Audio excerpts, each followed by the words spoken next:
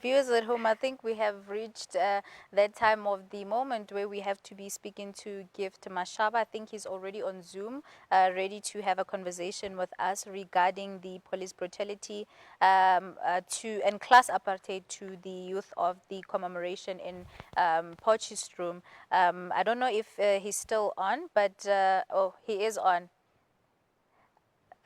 So basically, the conversation that we will be having with Gift is that regarding we will be shedding light on the commemoration that happened in Potchefstroom by the youth and also the police brutality that they have faced. We just want to understand the story. What is the way forward in this? Thank you so much for joining us, Gift, and welcome to Prime Live. Yeah, thank you for you guys to have me on your show Mm-hmm. and to elaborate more on what happened on the 16th of June in Potchefstroom. Thank you so much. It's definitely an honor to host you tonight. Now, can you just maybe tell us what was the original intention of those who were protesting in Potchefstroom for the Youth Day commemoration, and were the protesters planning to disrupt the event, or were they seeking to use it as a platform to voice out or raise awareness on the struggles that the youth is going through? What actually unfolded on that day? First of all, I would like to say they were not protesters. They were not protesting as such. We were moving and we just mobilized ourselves to move and go there at Rag Farm sports facility where it is situated 17 kilos away from where we live at the local location. And then we had to mobilize ourselves, of which we were discriminated. We were not even allocated buses or transport to go to be part of that event. So we were not protesting because we felt overwhelmed that we should be part of that commemoration and the event. And so we could be awarded an opportunity of audience by the highest office in the land. Then we moved in numbers so that we can be part of that event. We were not protesting. Mm. Thank you so much for just shedding light on that in saying that you were not protesting. And given that the government has repeatedly ignored the plight of impoverished black youth, do you feel that the violent suppression of protesters in Potchefstroom was inevitable? And was there any maybe missed opportunity in the dialogue? No, there was no dialogue, but they used the force to dismiss us so that we cannot be part of that event, of which we never spoke to them.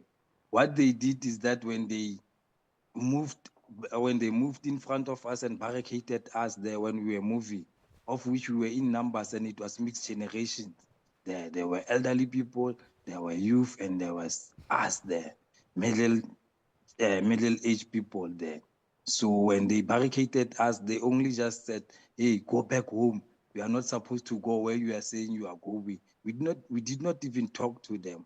We never had a dialogue with those people. Then they started throwing hand grenades and started shooting rubber bullets, and then they pushed us back with that water cannon.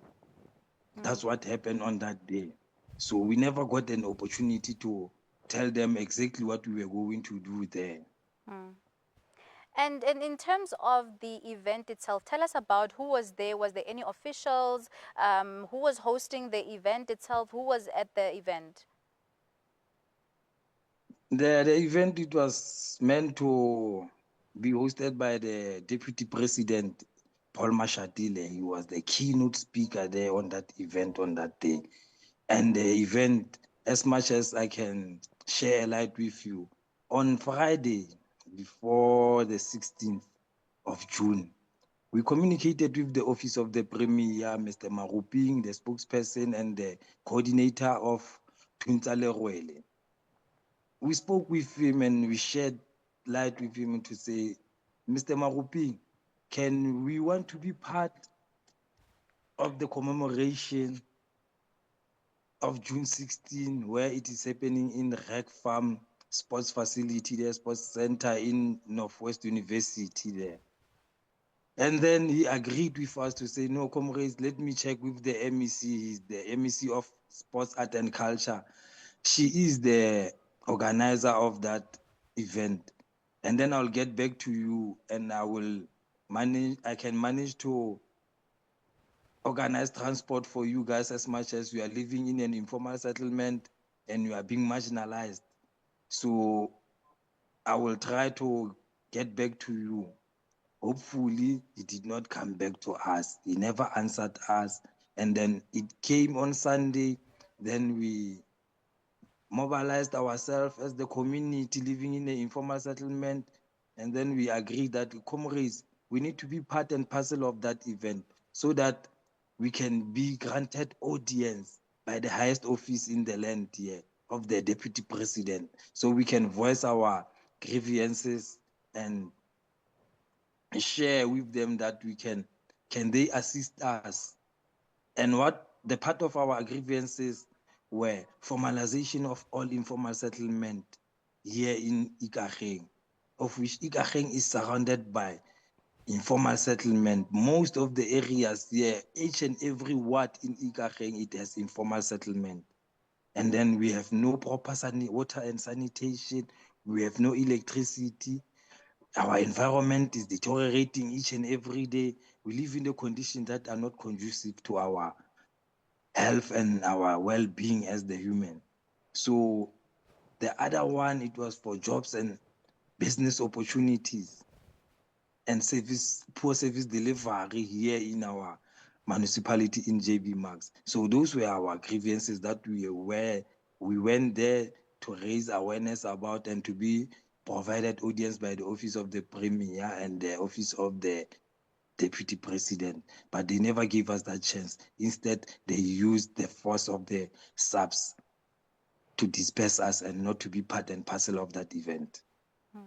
I'm really sorry about your experience, but another thing that I'm seeing here is that you have called a resignation for the Minister of Police authorization because of using force against peaceful protesters or peaceful people who just wanted to voice out, their concerns. Now, do you think that this is something that is a significant step in making sure that we hold the state accountable for, just mistreating people? Yes, I think that that's the proper way we can deal with this matter because of what we are saying when you say we call for the resignation of the minister, of which we want to know who exactly gave them the order to shoot at us while we were just walking. We were not even singing, we were not even demonstrating, we were walking and walking in silence. The reason being why they shot at us is because we were in a white suburbs. Mm. Maybe that's the problem. And who gave that order for us to be shot at and not to be given an opportunity to go and be part and parcel of that commemoration of June 16? Mm. No, definitely Yeah. that is definitely a very unfortunate thing given the fact that it happened on June 16. But another thing is that the demand for a basic income grant has gained traction in recent years, but the government continues to drag its feet for its implementation. Why do you think this policy remains elusive despite its potential to, help those who are in need of it? No, our leadership is not committed on solving our problems as the people of this country. All we can say is that everywhere where you go here in South Africa, there are crises everywhere. And then our leadership, they are looking the other direction instead of facing our challenges and resolving them. And in terms of one thing that I've realized in the statement that has been written is that you call for a united front of progressive forces from unions of student movements to resist state repression and class apartheid. What concrete steps would be necessary to build this solidarity? Because if you went there with the intention of saying, I just wanted to put a point across, but that has not been met, or that has not necessarily been received as you had hoped for. Now, what is next in terms of solidarity against, such behavior?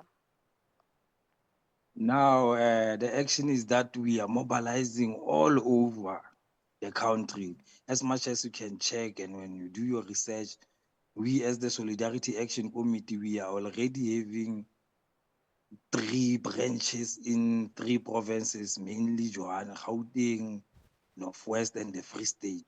Now we call upon all progressive fronts here in the country to join and mobilize so that we can achieve that goal. That is a very powerful message, and in terms of unemployment and the what do you call this?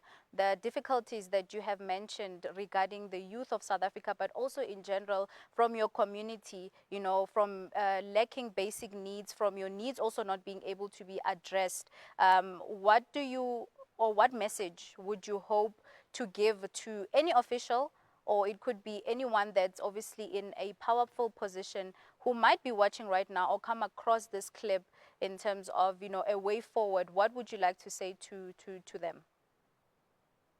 No, I would like to say to them, especially the officials, to say to them, provide the people with the land so that they can work their own land, especially in farming. And then the other one is that provide people with skills so that you can give a child a fish when she's crying and want a bread.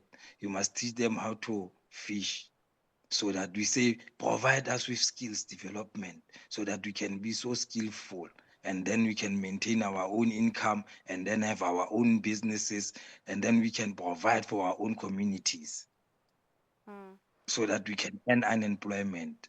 And then let us make education free, not what they are saying now. They say education is free, but we can't even access higher education facilities right now in our country. Even at our local schools here in the public schools, they say education is for free, but we have to buy stationaries for mm, our kids. We have to buy uniforms for our kids. We have to do anything. But unfortunately, we find ourselves in a situation that we are unemployed.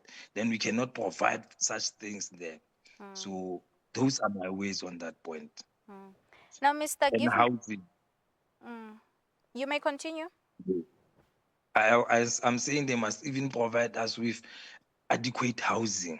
Mm, mm. Yes. No, that's definitely a very sad reality, Mr. Gift, because a lot of the issues that you have mentioned are not just issues that are affecting your community only. It's South Africa at large, and I think things like housing, those are necessities.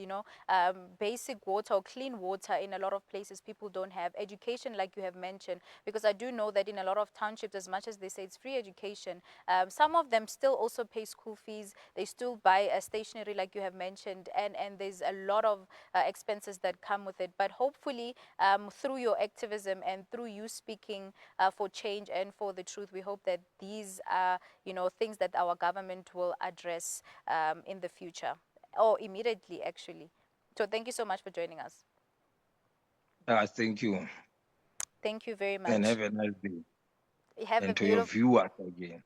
Have a good evening, Mr. Gift. And our viewers at home, this was an amazing conversation that we had, just to try to understand the police brutality that happened in Potchefstroom, where it was a class apartheid, where he feels, or Mr. Gift Mashaba feel like it was not even about them voicing the truth, but most importantly, it was about, them being from impoverished backgrounds and not being able to voice out their opinions just because they come from, a poor background. So I hope this interview left you in well educated on the matter, but most importantly, so that you can also be someone that raises their voice for the truth. But without wasting any time, let's go to an ad break. We'll see you right after this.